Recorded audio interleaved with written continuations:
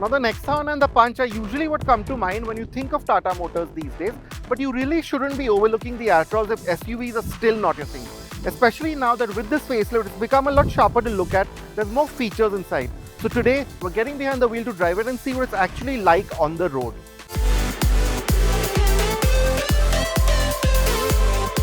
The Altroz was always a smart looking car, and this update adds a modern, sharp edge to this. The front fascia has been overhauled with the heavily detailed LED headlamps and the new grille and bumpers that draw inspiration from the Nexon and Punch with their compact fog lamp housings and tough cladding.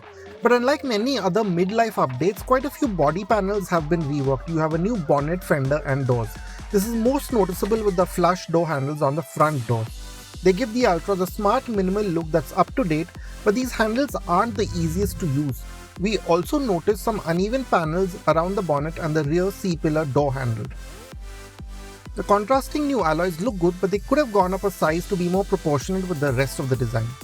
At the rear, the boot has been reworked to fit the striking full-width lighting. It's probably the most attention-grabbing addition to the car and does more to give it a distinct premium look than anything else. Now we are driving the Altroz in its CNG version, and here Tata's twin-cylinder technology, where essentially they've taken that big CNG tank and split it into two smaller bits. I can show you that it's right here, hidden here. And that really helps because even with the CNG tank, you have 210 liters of boot space. The normal petrol and the diesel have about 345, so yeah, it's still not as good as that. But as you can see, I can still put in a couple of these bags quite easily, so you won't be completely stranded when you are going out of town in your CNG car. Now, just like how the Altroz has been sharpened up a bit on the outside, even on the inside, it feels like a more modern space now, and that's mainly due to this new sort of design here. Now, the basic shape hasn't changed, as you can see from the lower half of the dash, but you have these kind of rich materials here, this more prominent ambient light setup here, and a few new textures and finishes. A big differentiation comes with the screens. You now have the newest 10.25-inch infotainment from the Punch and Nexon here. Like in those cars, this unit is logically laid out and has quick responses. Most functions are a few taps away with the widget-based layout. The quick wireless phone pairing is a convenient touch as always. It also seems like many of this system's niggles have been sorted out. We didn't notice any glitches in the time we spent with the Altroz. Oddly, the full 10.25-inch instrument cluster is only reserved for the top petrol trims. The CNG and diesel versions get the smaller 7-inch unit. Aside from the LCD readouts, this arrangement works quite well. It's easy to toggle through, and we found the CNG chip information to be quite useful.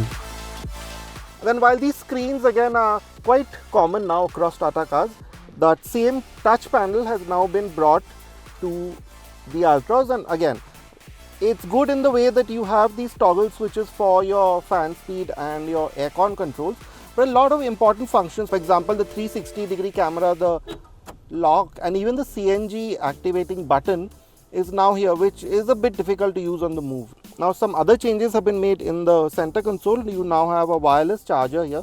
It charges quite fast, that's good. But we also think Tata Motors could have given us an electronic parking brake. That would have freed up a lot of space here. Now another change that has been made is the new steering wheel. Again, it's very similar to what you find in, say, the Nexon and the Punch. So yeah, and while we do like the feel of it and the way it is to hold, especially the two-spoke design, some of the buttons can be a bit difficult to use on the move, like we noticed in the Nexon, but I must say that Tata seems to have reworked the horn pad and it's a bit easier to use now from earlier. The Altroz's Alpha architecture has always been space efficient, so that continues unchanged. You have the 90-degree doors that make life easy, but there's also great storage space in the door pockets and massive glove box. These can hold large bottles and other items easily. Another good addition is that of the 65-watt Type-C charging ports front and back. Now while Tata Motors has been improving the quality and fit of its cars, you notice that the Altroz has a few lesser rough edges than, say, what the Curve had that we drove a few months ago. There are still a few uneven bits. As you can see, this kind of doesn't quite align.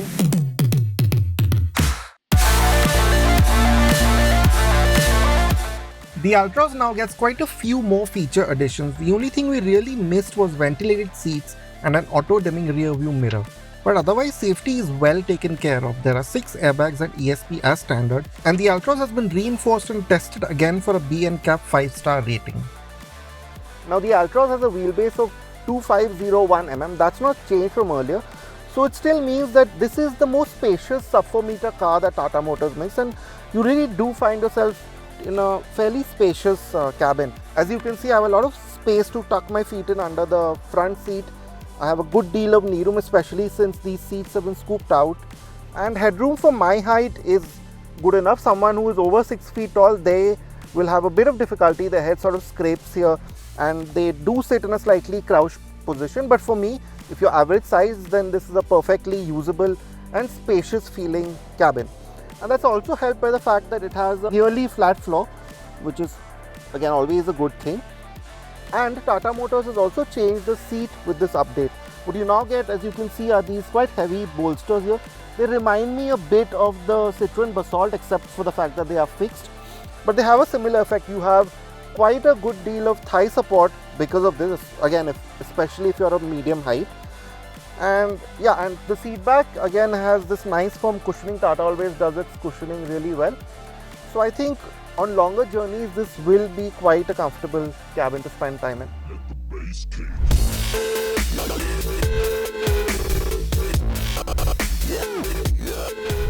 The Altroz continues with the same powertrains as before.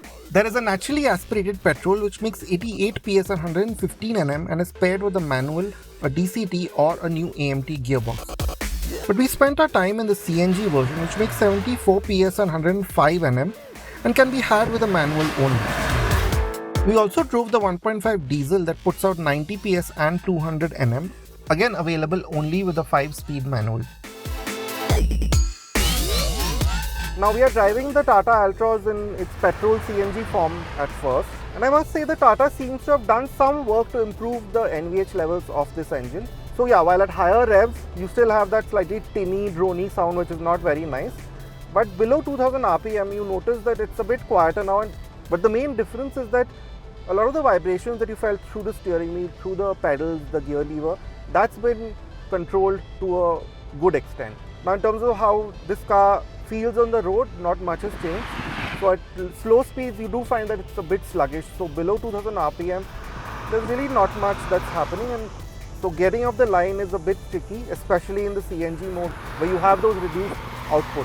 Which means that if you're on an incline at low speeds, you have to be quite careful and give this car a boot full of throttle to sort of get it off the line.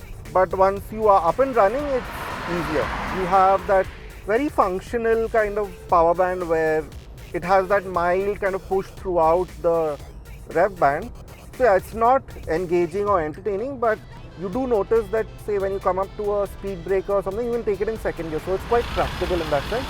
So if you are new to driving or new to manual gearboxes, whatever it is, you can get used to it.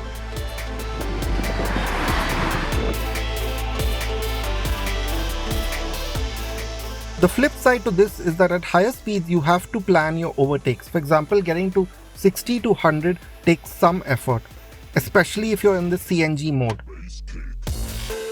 Now coming to how this gearbox feels, again it's not very different from earlier.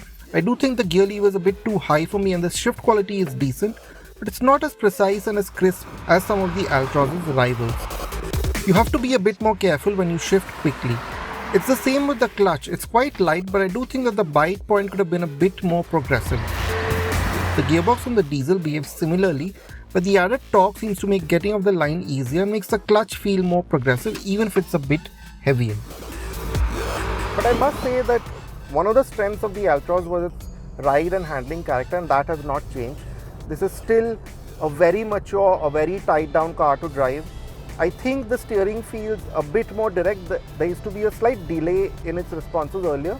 That has been taken care of, it seems like it. So while it's not the most sharp steering on a winding stretch of road or even in city driving, you do find that you feel a bit more connected to the road. Architecture, we already know this to be quite a robust one or something that handles well. So that again is taken over from the last version, where you do find that the Altroz corners flat, it's confident, it tucks into corners nicely, neatly, predictably. So it's actually a fun car. If it had a more enthusiastic engine, this would be quite a nice car to drive. At low speeds over broken roads, the Altroz has a slight degree of firmness, which I think has been improved a little bit from the last version. This translates into a lot of confidence at higher speeds, which hatchbacks of this size lack. On broken roads, as with most Tata cars, you have that tough, solid feel, so you can take these patches without having to slow down or worry too much.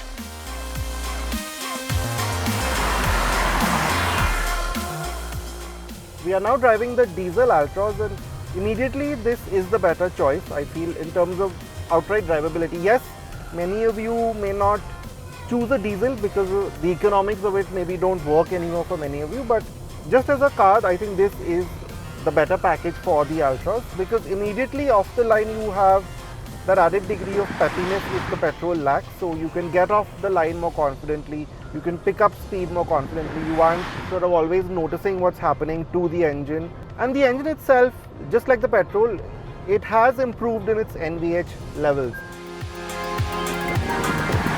So the advantage that you have with 200 Nm of torque is very clear as soon as you start opening up this engine. So whether you're in traffic or on the highway, it's just easier to hold speeds, to pick up speeds.